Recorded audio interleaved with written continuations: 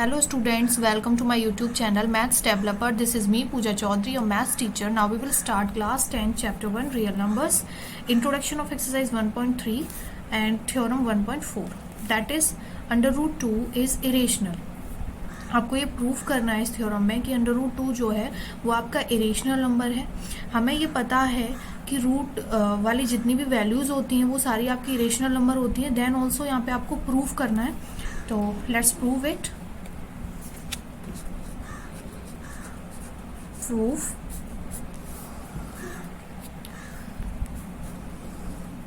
Proof करने के लिए पहले हम इसको एज्यूम करते हैं. Let us assume the contrary that under root 2 is rational. हमने यहाँ पहले क्या मान लिया है कि जो आपका अंडर रूट 2 है वो आपका क्या होगा, रेशनल होगा.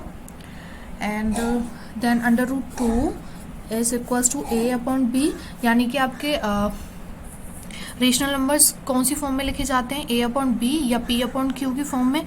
तो हमने यहाँ पे अंडर रूट 2 को किस फॉर्म में मान लिया, a अपॉन b. एंड यहाँ पर आपके जो a एंड b हैं आर कोप्राइम, यानी कि यहाँ पे हमने क्या माना है, a एंड b जो है वो आपके क्या है, कोप्राइम नंबर्स हैं. कोप्राइम नंबर्स कौन से होते हैं, जिनका हाईएस्ट कॉमन फैक्टर ऑलवेज 1 होता है. ठीक है, तो ये आप एग्जाम्पल से भी समझ सकते हो कि ऐसे कौन से डिजिट्स हैं. लाइक 15 एंड 8 का ले लीजिए हैं यहाँ पे. अगर हम इनके फैक्टर्स निकालते हैं अलग अलग, लाइक 15 का निकालते हैं तो इसका पहले 3 5 जा 15 एंड देन 5 1 जा 5.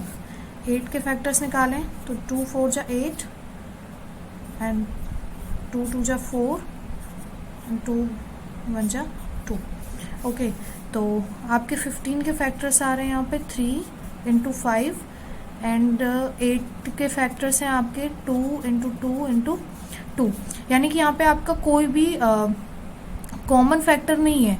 तो आपका यहाँ पे हम क्या ले लेते हैं, HCF, दैट इज 1. यानी कि जब आपके कोई भी कॉमन फैक्टर ना हो तो वहाँ पे आपका हाईएस्ट कॉमन फैक्टर क्या हो जाता है, 1. तो इस तरीके के जो नंबर्स होते हैं वो आपके को प्राइम नंबर्स होते हैं. तो यहाँ पे आपके a एंड b को क्या माना गया है, को प्राइम माना गया है. देन अंडर रूट 2 आप b को इधर लेकर आओगे देन मल्टीपल हो जाएगा with under root 2 is equals to a. Okay, then under root को हटाने के लिए स्क्वायर करेंगे बाय स्क्वायरिंग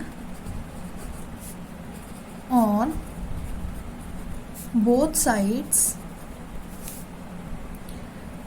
हो जाएगा आपका under root 2b square equals to a square.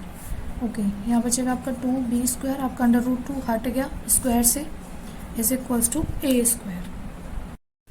Here a square is divisible by 2. ये डिविजिबल बाय 2 हो जाएगा बिकॉज जैसे आपका ये लिखा हुआ है 2b square equals to a square. Then आप इसको इधर लेकर आओगे तो ये आपका हो जाएगा a स्क्वायर डिवाइड बाई 2. तो यहाँ पे आपका a square is divisible by 2 है. Then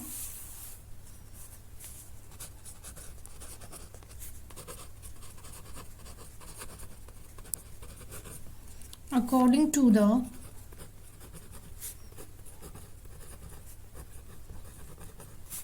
theorem 1.3. ओके, हमने 1.3 पढ़ी थी. a is also divisible by 2.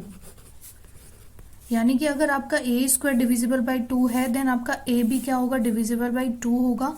किसके अकॉर्डिंग, अकॉर्डिंग टू थ्योरम 1.3. आपकी थ्योरम 1.3 थी,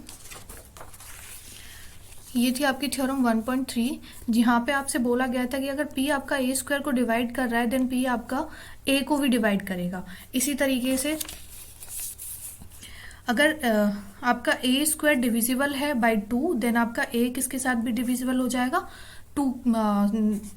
then a is also divisible by 2. a square है तो आपका ए भी डिविजिबल होगा 2 से। तो ये थी आपकी थ्योरम 1.3। स्टूडेंट्स, आपको 1.3 थ्योरम का पता होना ज़रूरी है, इसलिए आप चाहे तो इस वीडियो को देख सकते हैं। मैंने इसका लिंक आपको डिस्क्रिप्शन बॉक्स में दे दिया है। नेक्स्ट है आपका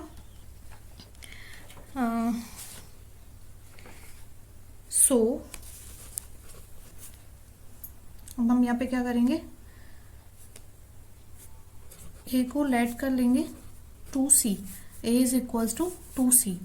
c आपका क्या है, c इज एनी इंटीजर, ये आपका कोई भी इंटीजर हो सकता है c।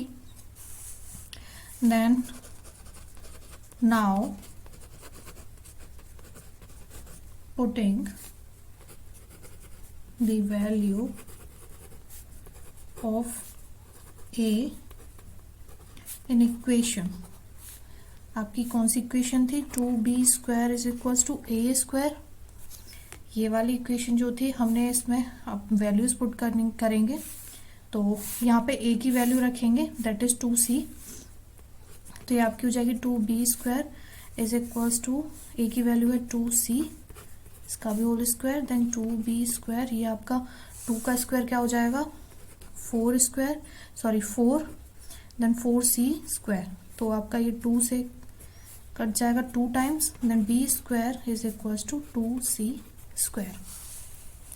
ओके, नाउ यहाँ पे भी हम देख सकते हैं कि जो आपका b स्क्वायर है वो भी डिविजिबल है बाई 2, यानी कि अगर इस b स्क्वायर के लिए ये 2 को इधर ले आए, ये c स्क्वायर इधर रह जाएगा, तो आपका ये b स्क्वायर भी 2 से डिविजिबल हो जाएगा। तो इसको भी लिख लेते हैं, here b square is divisible by 2, then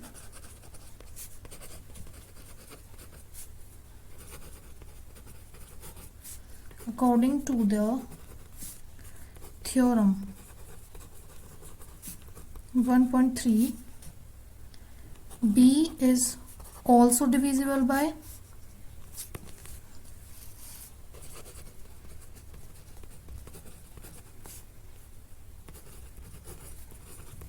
2। यानी कि जिस तरीके से आपका a स्क्वायर 2 से डिविजिबल था, तो आपका a भी डिविजिबल हुआ बाई 2। ऐसे ही आपका अगर यहाँ पे b स्क्वायर डिविजिबल है बाई 2, देन आपका b is also divisible by 2। Then इसको हम फर्स्ट स्टेटमेंट मान लेते हैं and this is the second statement. Now from first and second, आपके जो भी फर्स्ट एंड सेकंड स्टेटमेंट थे उससे हमें क्या गेट हुआ, a and b having common factors,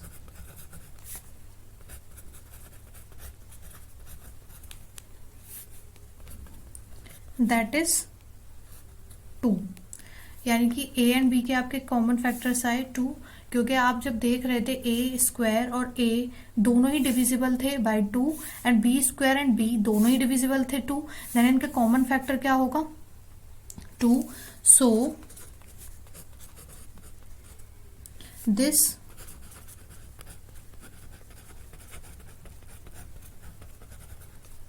contradiction is arisen because of our incorrect assumption। यानी कि हमने एज्यूम किया था,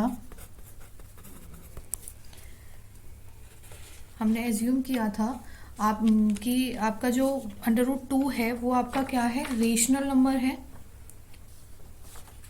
लाइक यहाँ पे हमने किया था कि आपका √2 क्या है, वो है आपका रेशनल नंबर, एंड आपको √2 को a/b की फॉर्म में लिखा था, जहाँ पे a एंड b आपके क्या थे, कोप्राइम नंबर्स थे। कोप्राइम नंबर्स यानी कि जिनके फैक्टर्स क्या होंगे, ओनली 1 यानी एग्जाम्पल के लिए मैंने 15 और 8 बताया था आपको, लेकिन यहाँ पर आपका कॉमन फैक्टर क्या आया है दोनों के बीच में, दैट इज 2। सो ये आपका क्या होगा, इरेशनल नंबर। सो ये लिख लेते हैं, therefore √2 is irrational. Okay, hence proved. जो हमसे थ्योरम में पूछा था प्रूव करने के लिए वो प्रूव हो गया। ओके स्टूडेंट्स, तो ये थी theorem 1.4 in the introduction of exercise 1.3। अगर आपको कोई भी डाउट है इस थ्योरम से रिगार्डिंग, आप कमेंट बॉक्स में पूछ सकते हैं। If you like my video, please subscribe my YouTube channel and press on the bell icon to get daily updates. Thank you.